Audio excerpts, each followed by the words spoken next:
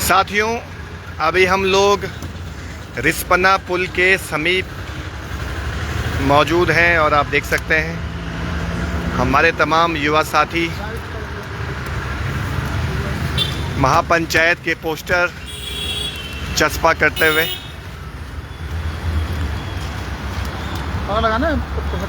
आप देख सकते हैं।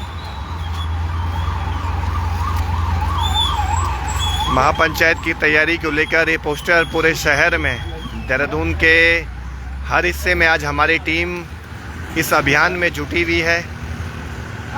हर हिस्से में हमारी मातृशक्ति, हमारे युवा साथी, पूर्व सैनिक पोस्टर बैनर चिपका, और अभी यहाँ पर हमारी टीम अंकिता न्याय यात्रा संयुक्त संघर्ष मंच की टीम 8 फरवरी को देहरादून परेड ग्राउंड में होने जा रही महापंचायत की तैयारी को लेकर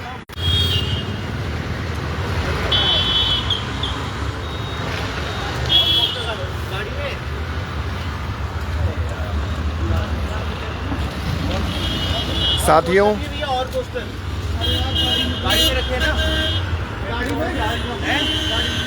है ना, इस हमारी वाली में।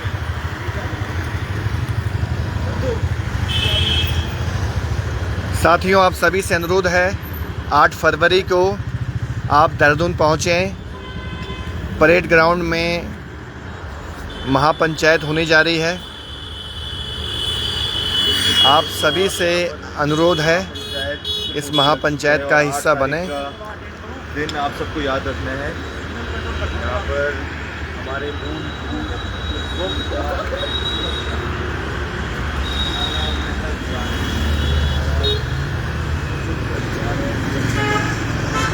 साथियों, जब तक हमारी बहन अंकिता को न्याय नहीं मिल जाता है, वो वीआईपी दरिंदा जिसकी वजह से हमारी बहन की मौत हुई, ये लोग सलाखों के पीछे नहीं पहुंच जाते हैं।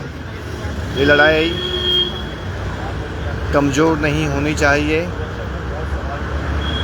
आप सभी से हम एक बार फिर से अनुरोध कर रहे हैं। अंकिता न्याय यात्रा संयुक्त संघर्ष मंच की पूरी टीम आज पूरे देहरादून के अलग अलग हिस्सों में आज पोस्टर चिपकाए जा रहे हैं, पर्चे बांटे जा रहे हैं, जगह जगह बैनर लगाए जा रहे हैं।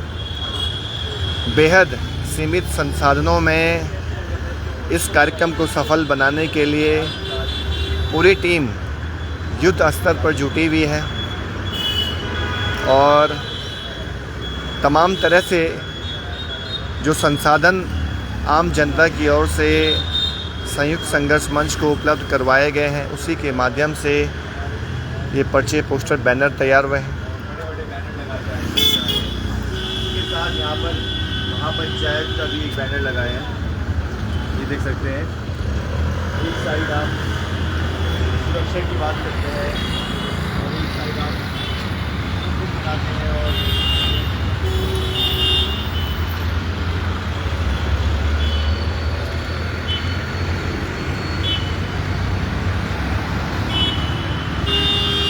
हमारे साथ मनीष केडियल भाई भी मौजूद हैं। मनीष भाई, क्या कुछ कहना चाहेंगे आप?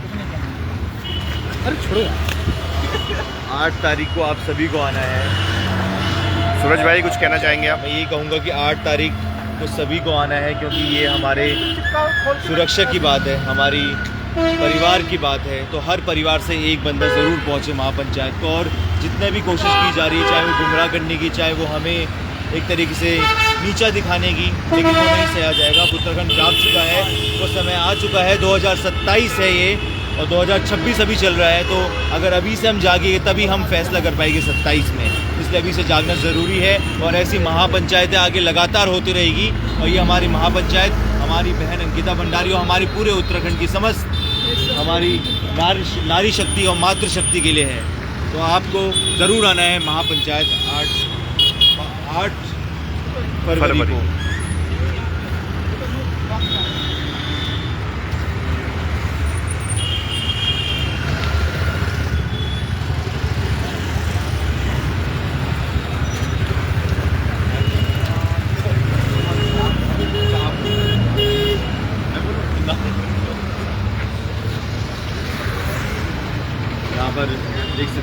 फरवरी।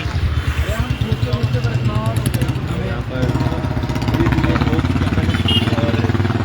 आ रहे हैं और यही जागरूकता अगर सबके अंदर आ जाए, युवाओं के अंदर, हमारी मातृशक्ति के अंदर, हमारी नारी शक्ति के अंदर, भावना हमारी यही है कि हमें युवा इससे ज़्यादा जुड़े, सुरक्षा युवा को नशे में नहीं होना चाहिए। नशा ही है एक प्रकार कि हमारे समाज में कुछ खराब होता है, कुछ गलत होता है और युवा ही कम संख्याओं में दिखता है, तो ये बहुत ही गलत चीज़ है। ये युवाओं का प्रदेश है। जब 1994 हो चाहे जो, ये महिलाओं ने और युवाओं ने ही ये जो है प्रदेश हमें दिया है और आज की डेट में भी महिलाएं भी आगे और युवाओं को भी आगे आना पड़ेगा। मेरा यही संदेश है।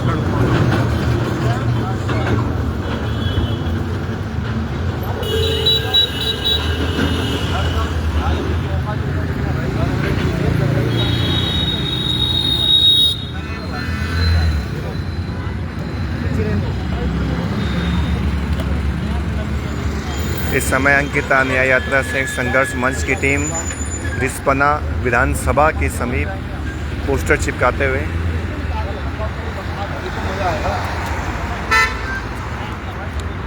आप सभी से हम बार बार यही अनुरोध कर रहे हैं कि कम से कम एक सदस्य को अपने परिवार से ज़रूर इस महापंचायत में भेजें। अगर आप इस महापंचायत में शामिल नहीं हो पा रहे हैं तो अपने रिश्तेदारों को, अपने परिचितों को, अपने दोस्तों को ज़रूर इस महापंचायत में शामिल होने के लिए फ़ोन करें। ये महापंचायत इस राज्य की महिलाओं, बहन, बेटियों की सुरक्षा के लिए, अंकिता को न्याय दिलाने के लिए आयोजित हो रही है। इस राज्य में हमारी बहन बेटियां, हमारी मातृशक्ति तभी सुरक्षित रहेगी जब लोग सड़कों पर संघर्ष करेंगे, न्याय के लिए आवाज़ उठाएंगे। और जिस तेज़ी से उत्तराखंड से महिलाएं, लड़कियां लापता हो रही हैं, ये भी हम सब के सामने एक बड़ा गंभीर सवाल है कि आखिर इतनी बड़ी तादाद में हमारे राज्य से महिलाएं, बेटियां, बहनें कहाँ लापता हो जा रही हैं।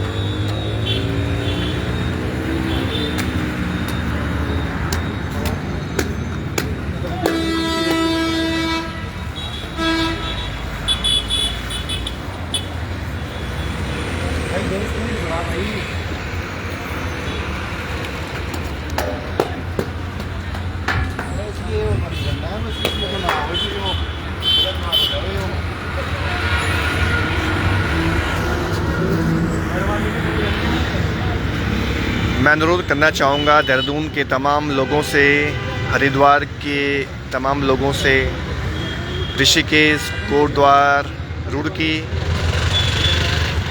उत्तराखंड के हर हिस्से में जितने भी लोग हमें देख रहे हैं, सुन रहे हैं,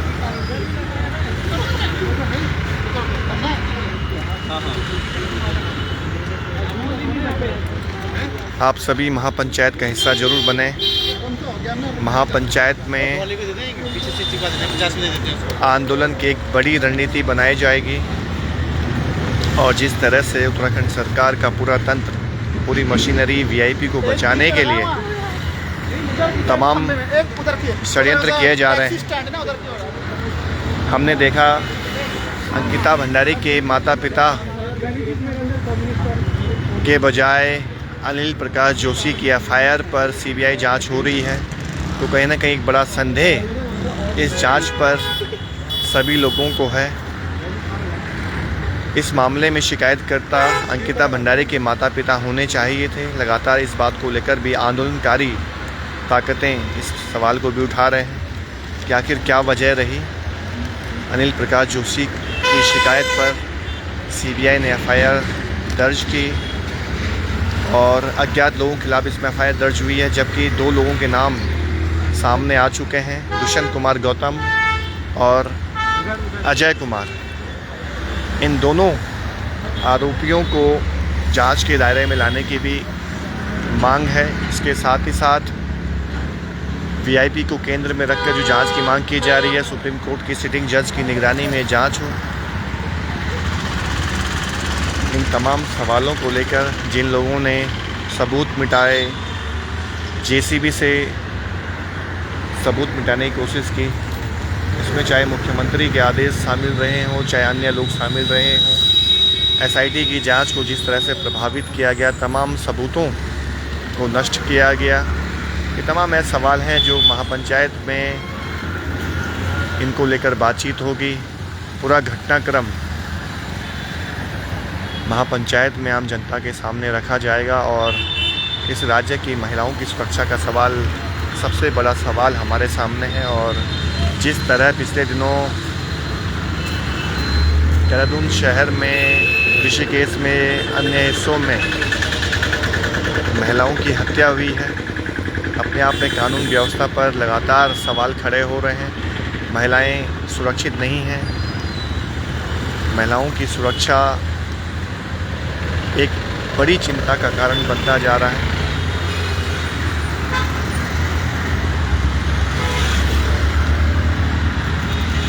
सचिन रावत जी एक कमेंट कर रहे हैं और कह रहे हैं कि आज मैं और मेरे साथी परेड ग्राउंड देहरादून में गए और हमने देखा अंकिता भंडारी को न्याय दिलाने की जो महापंचायत होने जा रही है उसको असफल बनाने के लिए मुख्यमंत्री जी की पत्नी अंकिता धामी जी उत्तरायणी कौतिक महोत्सव में एड़ी चोटी का जो लगा रहे हैं। बिल्कुल बिल्कुल आप सही कह रहे हैं। और हमने सवाल आज उठाया है कि आखिर 3 सप्ताह पहले देहरादून के परेड ग्राउंड में महापंचायत की घोषणा की गई थी और इसके बाद अचानक सेवा संकल्प फाउंडेशन, जो मुख्यमंत्री पुष्कर सिंह धामी जी की पत्नी का फाउंडेशन है, वो इसके संस्थापक हैं, उनके द्वारा अचानक इस कार्यक्रम को रखा गया। कहीं ना कहीं एक बड़ा सवाल यहाँ पर खड़ा हो रहा है कि इसी बीच इस कार्यक्रम को क्यों रखा गया जिस समय महापंचायत होनी थी।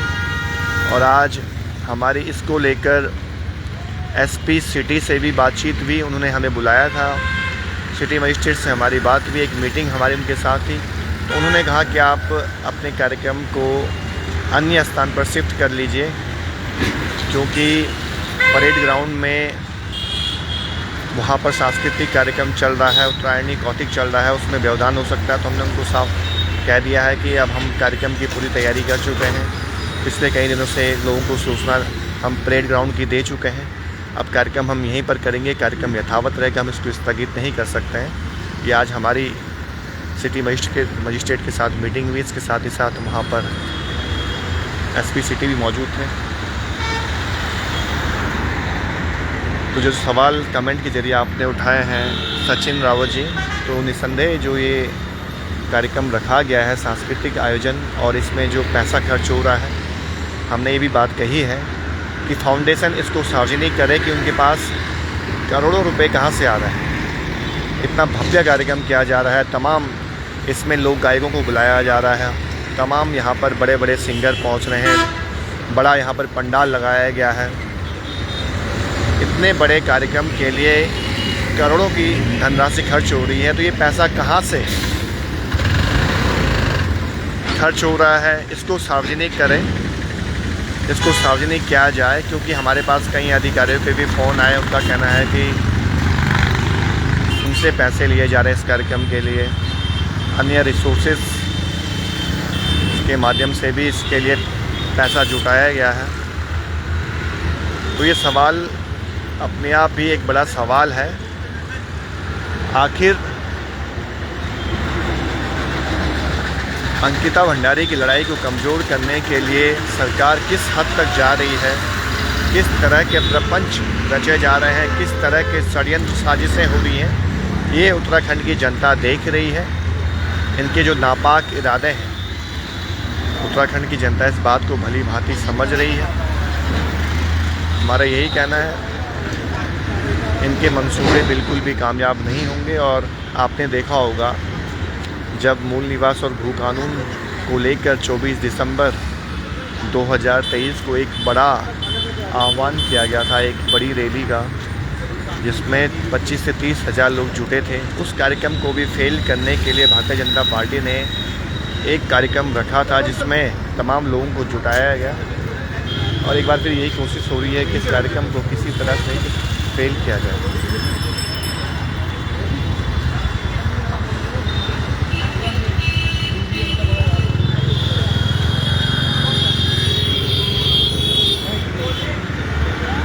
तो साथियों, आप सभी से यही आह्वान करना चाहते हैं कि आप लोग अधिक से अधिक महापंचायत में शामिल हों और इस कार्यक्रम को सफल बनाने के लिए आप सभी को अपने अपने स्तर पर जहाँ जहाँ भी आपके संपर्क हैं, आप सभी से बातचीत करें, महापंचायत में शामिल होने के लिए कहें।